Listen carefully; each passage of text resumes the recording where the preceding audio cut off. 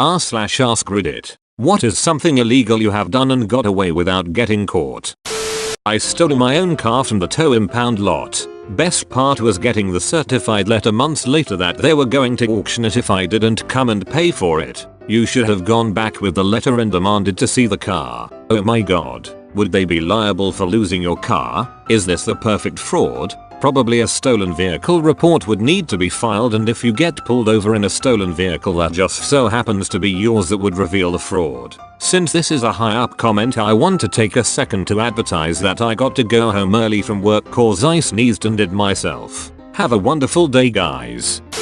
When I went backpacking through Europe, I bought an airsoft pistol in Italy, a replica Beretta 92 FS. Nickel plated. It looked real, it was heavy, I could have pointed it at you and you would think it was real. Because I'm a ducking idiot, I decided to bring it home to Canada with me. I packed it in my checked baggage, big backpack, and didn't think anything of it until I arrived back in Toronto and was asked to put my bag in the X-ray machine at customs. At this point I realized, holy duck, I'm bringing a gun into the country. Replica handguns are completely illegal. I would have been in a shitload of trouble, and I started to panic. Lucky me, I remembered exactly how I had packed the pistol, so when I laid the bag on the conveyor belt, I laid it down so that the X-ray wouldn't see the profile of the pistol. When the bag went through the machine, you could clearly see the gun, but it was at an angle facing away, so rather than a pistol shape, it was just a metal rectangle. The inspection agent guy, whatever, stopped the belt,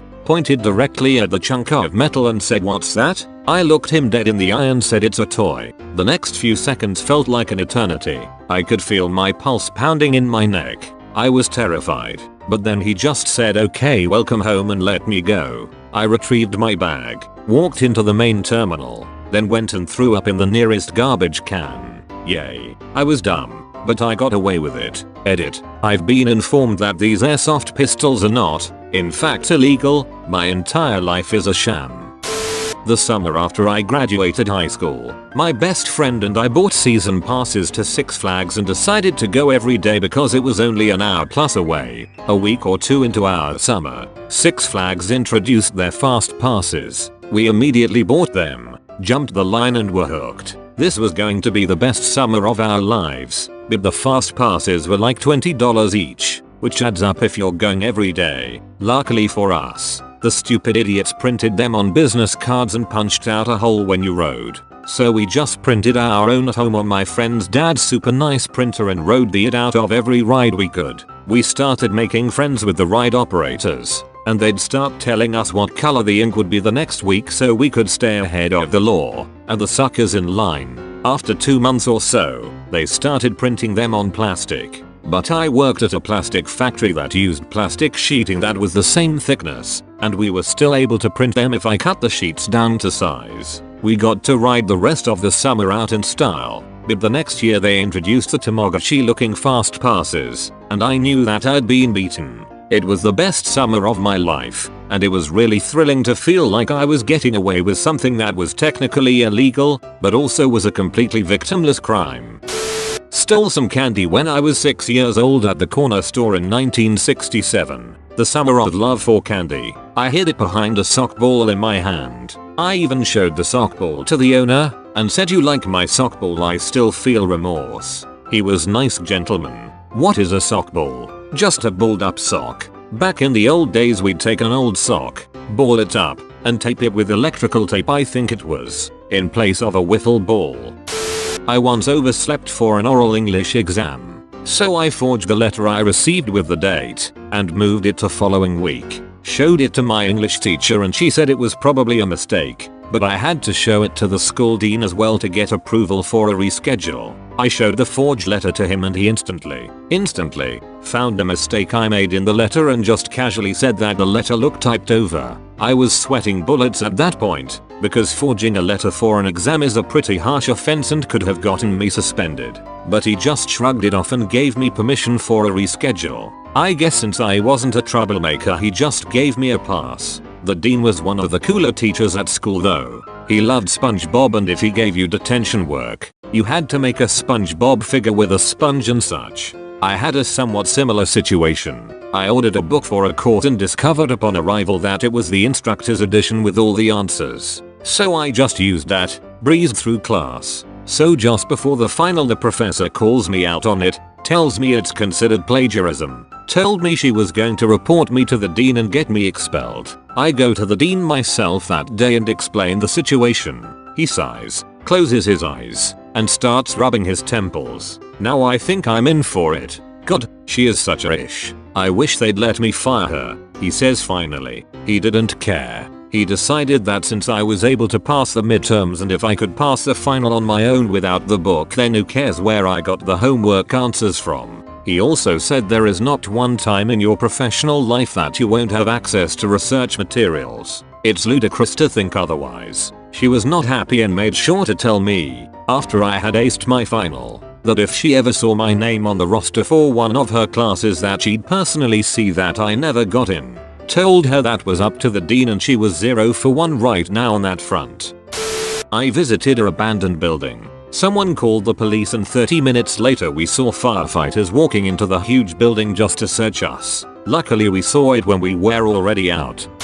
I went into CVS for 3 things: deodorant, the specific pencils I like to use, and a notebook. I grabbed the deodorant, perused the office supply aisle and saw they didn't have the pencils I wanted, so I decided it wasn't worth it to get the notebook either. Feeling like my trip was a failure, I left, walked out of CVS with the deodorant in my hand. No alarm went off, no employee stopped me. About 3 steps outside of the door, I realized I just stole, however unintentionally. So I walked back in, bought the deodorant and 3 other items out of guilt. Stole the Blue Angels flag from the hangar they were parked in. When I was in the Navy, the Blue Angels visited the airbase I was stationed at. They proceeded to kick all of our planes out of our hangar and I had to fix our birds out in the rain. In a fit of contempt, on the last day they were there, I went into the mez and stole the flag hanging from the overhead beams. I still have the flag and wear it like a cape from time to time. There's an annual competition held in Northern California known as the Kinetic Sculpture Race. Teams come from around the state, or even around the world, to compete in a days-long time trial in amphibious, man-powered vehicles that they've designed and built. During the year that I attended, there were quite a number of incredibly creative entrants, including a large yellow septic tank that had been outfitted with wheels and a propeller, and I was absolutely giddy at the prospect that my team might actually win.